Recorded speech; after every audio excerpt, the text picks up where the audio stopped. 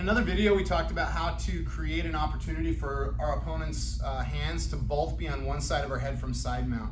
Again, side mount's probably the most requested position on how to escape. And if you see two hands on the opposite side of the legs, there's a good opportunity to do an elevator sweep from here. We're gonna do two variations. One, when I can just lift my partner up and sweep them, and another one when they stop my initial reversal attempt, I'm gonna end up taking the back. So let's start off right here. Ian's gonna start with both hands already on the side. If you don't know how to get here, check out our other video. Link is in the description on how to put two hands, or how to get two hands over on the side. Now, if somebody just puts both hands here, they're asking for just a basic escape. I mean, I could simply just shrimp my hips out, and I could just start a basic elbow escape right here. I could just trap the foot, boom, start putting Ian back into the guard right here, right? Be pretty easy just to put somebody back into a normal guard.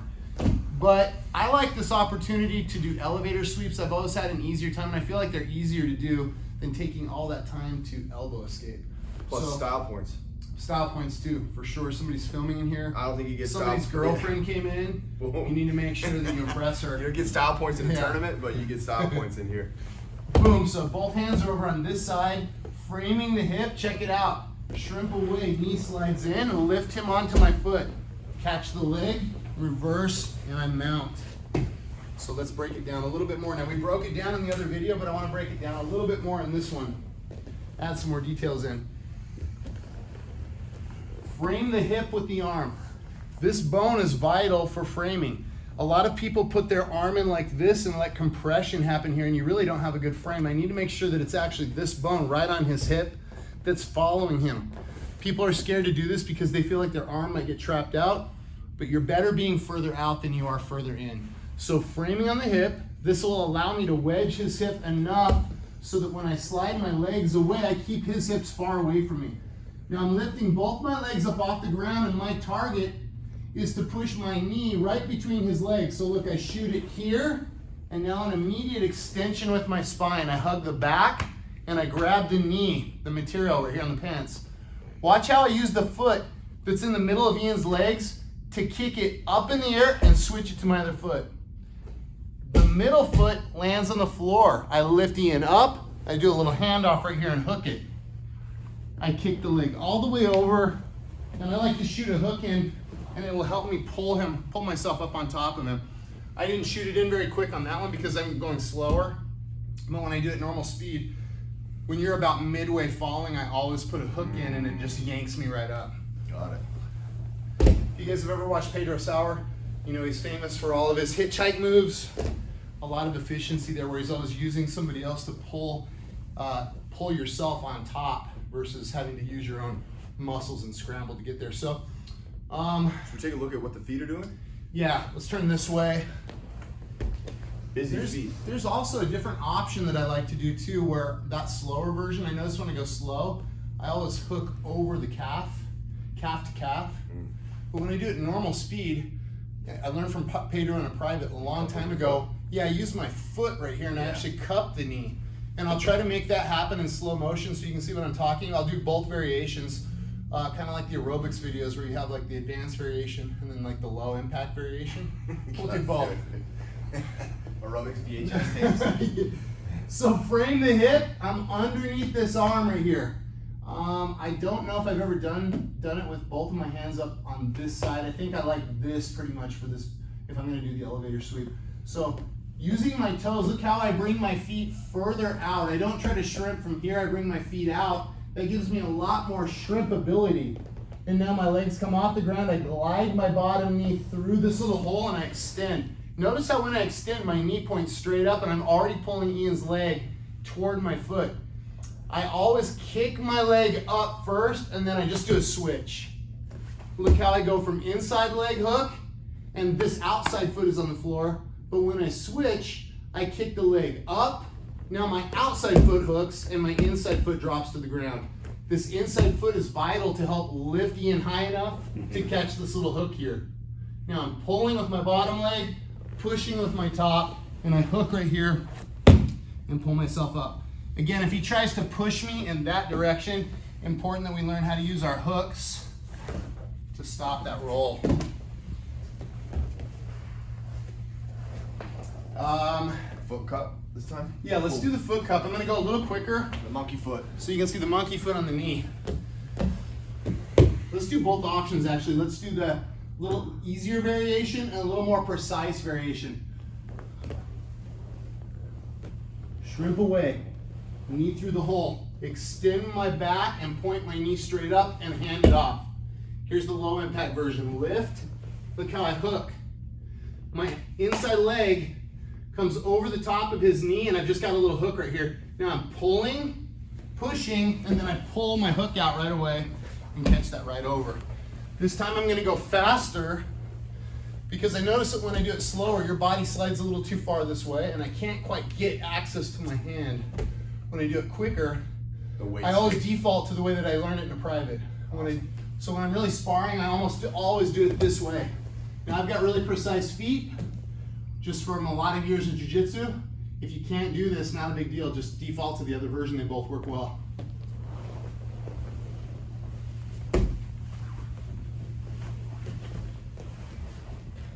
Feel how I went right to your knee?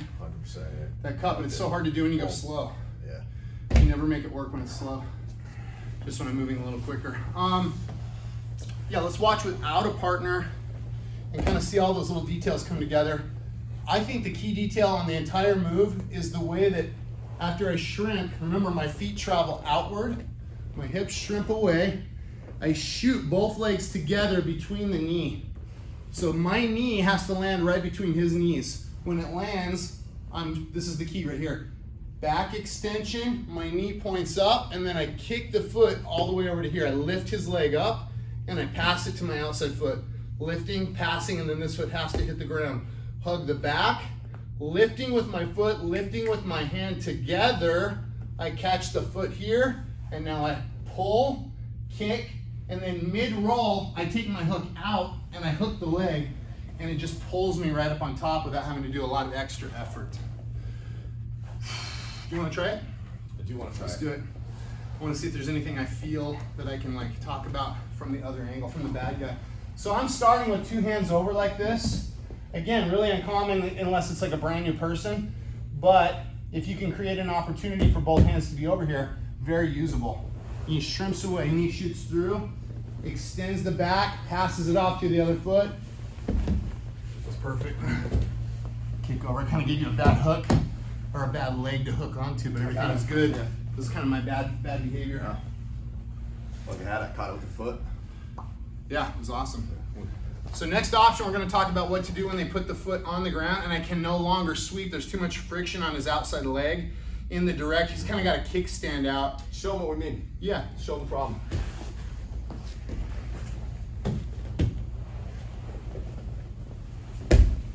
Right there, the leg touches the ground. And even if I'm out here, I just cannot sweep him.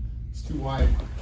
Take a look at So the we'll solution. address this in just a second on the next slice, and we'll show you guys how to follow up with another movement that's almost better in some ways. Cool.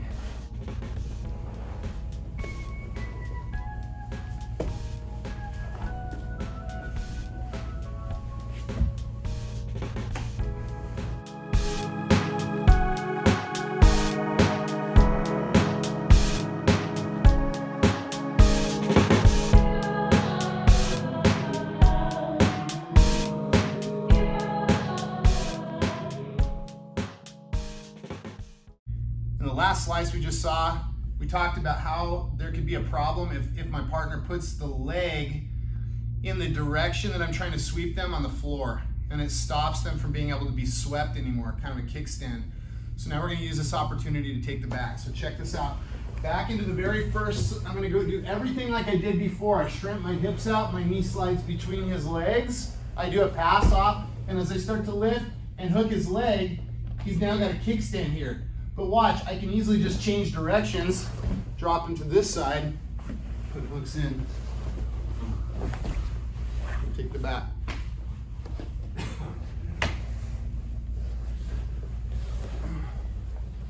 So, let's go this direction, right here.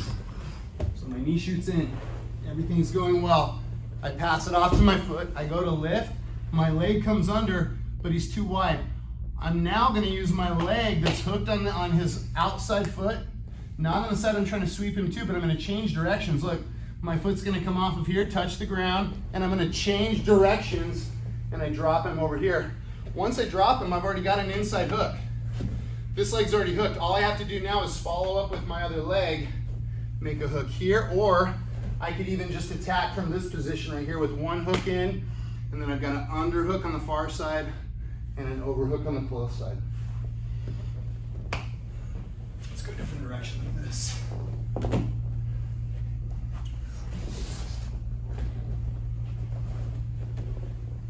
Is that the best? Maybe. Let's try it. Pass it off. Boom, I feel it. Watch how I change directions. Instead of trying to push with this leg anymore, I'm now going to pull in this direction, and I'm going to push with my hand on the knee. So I'm pulling here, pushing here. I pull everything to this side. I keep my leg kind of extended. He'll naturally drop to his knees. People feel like it's a sweep. They don't want to fall on their back. So they'll almost usually land here on the knees. I land on my elbow. When I get up, I'm not on my back anymore. When I pull in across and transfer, I'm already up on my elbow. So all I have to do is hold here, make my hook, hips close, shoot my leg in, and now I'm on the back. You want to try this one? I do. I think I use my foot on the floor too. I think I'll go for that hook here, and then I drop, and I think I use that leg to kind of pull everything to this side. Up on my elbow, follow up, hook. Again, starting with two hands on the opposite side of my leg, same side my head is on. Just feeding this to my partner so that they can do repetitions. His legs went out, he shrimped away, created space. He starts the elevator sweep. I go heavy outside leg. He feels the resistance. He goes the opposite direction and follows up on my back. So yeah, bad guy behavior, make sure that you guys are really posting your foot out. I almost had the natural reaction just to let you elevator sweep me. Just a normal elevator sweep. Go for it. So let's look at it one more time. Make sure that when you're here, boom, there's the sweep. I'm taking it here, look, I go very heavy, wide outside foot. You can try a few times to sweep your partner here. Almost the more they jump this direction, the easier it is to start to change directions. As the good guy too, notice how I don't drop the elevation back down. Yes. I don't resettle. I did all that work to get him up there, and when I feel and see him act like a starfish, he spreads out, he has too much base here, I keep him lifted and elevated, and I use that momentum now to crawl over, pull, hooks up. And I use the elevation to just drop him to the other side, never resettling and having to redo the work. That's of a trying to lift. really good point. Keeping them really high the whole time, yeah. You got him up there, so just use it. Yeah. They stuff you one side, we pendulum right over to the other side. Yeah, and sometimes when you feel resistance, sometimes I myself feel like I know when it's time to switch gears, but sometimes I like them to feel like I'm really still trying to get it, even though I know I'm going to go the other way. So I'll keep pushing a little bit, and it reinforces their kickstand, which then reinforces the momentum that they're feeding me to the other side. So the more they push this direction, the easier it is to switch and go the other way. For sure. 100%. Yeah.